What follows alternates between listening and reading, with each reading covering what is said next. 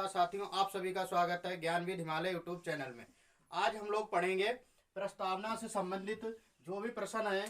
प्रस्तावना को उद्देशिका कहते हैं और प्रस्तावना कब जोड़ी गई, प्रस्तावना संशोधन कर सकते हैं नहीं कर सकते हैं, या मूल ढांचे में संशोधन कर सकते हैं, किस बाद में कहा गया था या किस न्यायालय में ये बात की गई थी, किसके द्वारा की गई थी, या प्रस्तावना से संबंधित जो कुछ कथन है उन सब के बारे में अध्ययन करेंगे। तो प्रस्तावना आज का टॉपिक है। प्रस्तावना प्रस्तावना को क्या कहते हैं? उद्देशिका कहते हैं।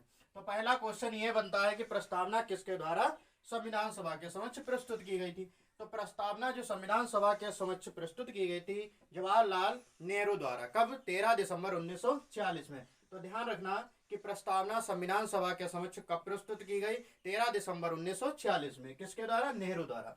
फिर दूसरा क्वेश्चन ये बनता है कि संविधान जो प्रस्तावना प्रस्तुत की गई थी उसे स्वीकृति कब मिली थी? तो 22 जनवरी 1947 को। तो याद रहेगा कि प्रस्तावना नेहरू द्वारा 13 दिसंबर 1946 को संविधान सभा के समक्ष प्रस्तुत की गई एवं उसे स्वीकृत संविधान सभा द्वारा 22 जनवरी 1947 में दी गई थी। फिर पूछा जाए प्रस्तावना के विचार कहाँ से लिए गए? प्रस्तावना के विचार कहाँ से लिए गए? तो ध्यान रखना कि प्रस्तावना के जो विचार लिए गए हैं, प्रस्तावना के जो विचार लिए गए अमेरिका से। ध्यान रहेगा, कहाँ से? अमेरिका से। प्रस्तावना की भाषा कहाँ से ली गई? तो ऑस्ट्रेलिया से। तो प्रस्तावना के विचार अमेरिका, प्रस्तावना की भाषा ऑस्ट्रेलिया से। और प्रस्तावना में न्याय की बात की जाती है तो प्रस्तावना में जो न्याय लिए गए कहाँ से? कनाडा से। प्रस्तावना के प्रारंभिक जो शब्द होते हैं, जैसे कहा जाता है प्रस्तावना किन शब्दों से शुरुआत होती है, तो प्रस्तावना क्या जो प्रारंभ होता है, हम भारत के लोग, be the people of India. तो जो द पीपल ऑफ इंडिया होता है तो वो कहाँ से लिया गया? तो अमेरिका से लिया गया। तो ये शब्द पूछा जाए कहाँ से लिया, तो अमेरिका से। अमेरिका में संयुक्त राष्ट्र के नाम से था, लेकिन यहाँ पे क्या कर दिया? हम भारत के लोग। तो प्रस्तावना का प्रारंभ रखना किन शब्दों से? तो हम भारत के लोग से। प्रस्तावना से संबंधित कुछ केस हैं जिनमें कहा गया कि प्रस्तावना के अंग है या नहीं है, प्रस्तावना संविधान का अंग, या दूसरी बात यह कहा गया प्रस्तावना में संशोधन कर सकते हैं नहीं कर सकते। इनसे संबंधित जो केस ला हैं, जो वाद हैं, उनके माध्यम से पढ़ेंगे कि कब संविधान का अंग है, कब संविधान का अंग नहीं है।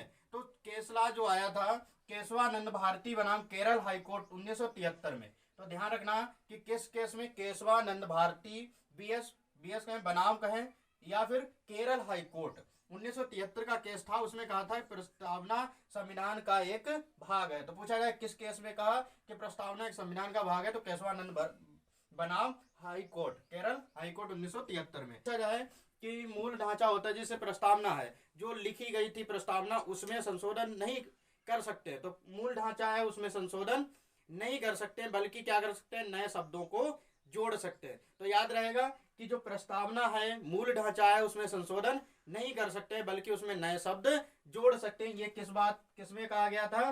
तो ये केस आया था केशवानंद भारती बनाम केरल हाईकोर्ट 1973 वाले में कहा गया। प्रस्तावना संशोधन हुआ था 42वां संविधान संशोधन 1976। कब? 1976 में, जिसमें क्या किया गया था? 3 शब्दों को जोड़ा गया था। तो क्वेश्चन इस तरीके से बन जाता है कि प्रस्तावना में कितनी बार संशोधन? एक बार हुआ। प्रस्तावना में कितने शब्द जोड़े गए? तो 3 शब्द जोड़े गए। कौन कौन से 3 शब्द थे?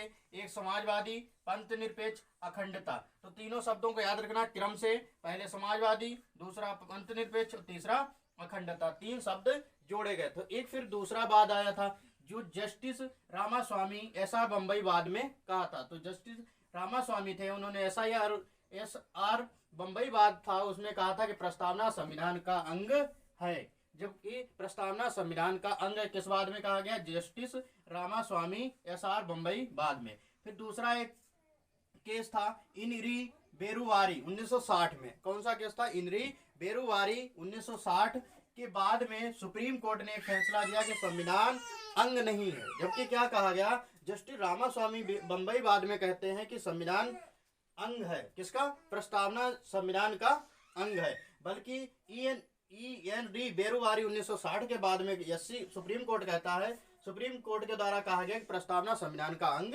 नहीं है। न्यायमूर्ति, अगला पॉइंट है कि न्यायमूर्ति हिदायतुल्लाह ने गोलकनाथ, कौन से? गोलकनाथ पंजाब बाद में। तो ध्यान रखना न्यायमूर्ति हिदायतुल्लाह ने एक गोलकनाथ बनाम पंजाब राज्य का बाद था जिसमें कहा गया कि प्रस्तावना संविधान की आत्मा है। तो पूछा जाए प्रस्तावना संविधान की आत्मा है तो कब कहा गया, तो याद रखना न्यायमूर्ति हिदायतुल्लाह ने गोलकनाथ बनाम पंजाब बाद में यह बात कही थी कि संविधान की आत्मा प्रस्तावना है। फिर कुछ महत्वपूर्ण पॉइंट हैं जो अक्सर एग्जामों में किसी न किसी एग्जाम में पूछे जाते हैं। तो प्रस्तावना राजनीतिक जन्म पत्री है, तो पूछा जाए कि प्रस्तावना राजनीतिक जन्म पत्री है तो किसने कहा, तो के.एम. मुंशी ने कहा। ध्यान रखना कि के.एम. मुंशी ने क्या कहा था कि प्रस्तावना राजनीतिक जन्म पत्री है। दूसरा पॉइंट यह है कि संविधान शरीर है, प्रस्तावना उसकी आत्मा। ये कथन किसका है, संविधान शरीर है और प्रस्तावना उसकी आत्मा है। तो ये पॉइंट है सुभाष कश्यप। तो ध्यान रहेगा सुभाष कश्यप ने कहा था कि संविधान शरीर है, प्रस्तावना उसकी आत्मा है। दूसरा अगला पॉइंट है कि संविधान निर्माताओं के विचारों की जानने की कुंजी है। तो ध्यान रहेगा कि संविधान जो है, संविधान निर्माताओं के विचारों की जानने की कुंजी किसको कहा जाता है, प्रस्तावना को। तो याद रखना कि प्रस्तावना संविधान निर्माताओं के विचारों को जानने की कुंजी है कि प्रस्तावना के जनक कौन है, तो डॉक्टर बी.आर. अम्बेडकर। तो अम्बेडकर का नाम याद रखना कि प्रस्तावना के जनक हैं और संविधान के पिता, संविधान के जनक बी.आर. अम्बेडकर हैं। अगला क्वेश्चन है कि प्रस्तावना के लेखक कौन है, तो प्रस्तावना को लिखा किसने है। देखो प्रस्तुत किसने, नेहरू ने किया था, जवाहरलाल नेहरू ने 13 दिसंबर 1940 को। लेकिन लिखने की अगर बात आए, जिन्होंने अपने हाथ से लिखा था उनका नाम था गोवेर नूर मारिस था। क्या नाम था, गोवेर नूर मारिस नाम था। और पूछा जाए जनक बी.आर. अम्बेडकर थे और पूछा जाए राइटर कौन थे, लेखक कौन थे, तो गोवेर नूर मारिस थे।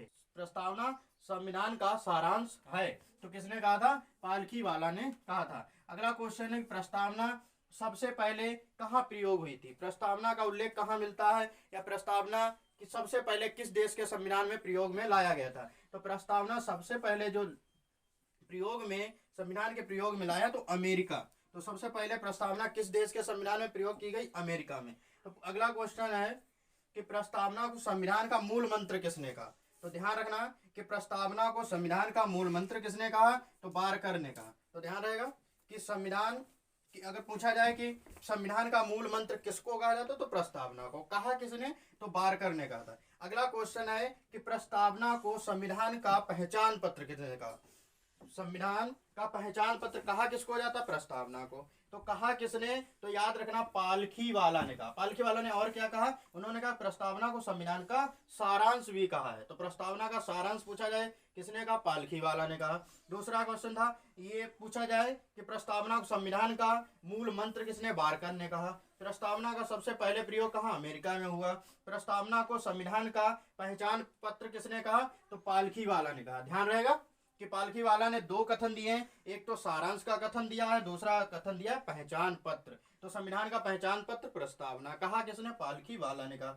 अगला क्वेश्चन है कि प्रस्तावना के स्तंभ कितने हैं, तो प्रस्तावना के स्तंभ कितने हैं। तो प्रस्तावना के 4 स्तंभ है, न्याय, स्वतंत्रता, समानता और बंधुत्व। तो याद रखना कि प्रस्तावना के कितने स्तंभ है, 4 स्तंभ है। एक है न्याय, दूसरा है स्वतंत्रता, तीसरा है समानता, चौथा है बंधुत्व। तो चारों पॉइंट याद रखना।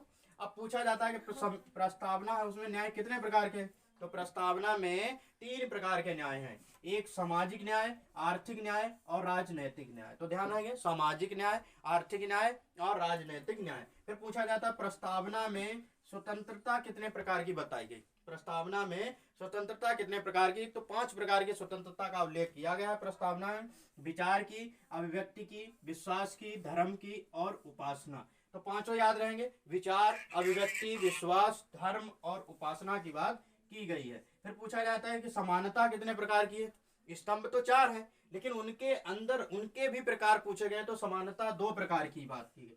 प्रस्तावना में कितने प्रकार की समानता है, 2 प्रकार की, प्रतिष्ठा की, अवसर की। तो ध्यान रहेगा तो स्तंभ कौन कौन से हैं, न्याय, स्वतंत्रता, समानता, बंधुत्व। तो इस तरीके से प्रस्तावना से जितने भी क्वेश्चन थे बहुत अच्छे से उनका अध्ययन किया है। तो प्रस्तावना ऐसे ही और भी क्लासों का अध्ययन आप करना चाह रहे हैं, संविधान को अच्छी तरीके से पढ़ना चाह रहे हैं, तो हमारे चैनल को अभी ही सब्सक्राइब कर लें और कमेंट करें और दूसरे लोगों को भी शेयर करें, जिससे उनके कोई पॉइंट जो एग्जाम में आए और छूट ना जाए। धन्यवाद।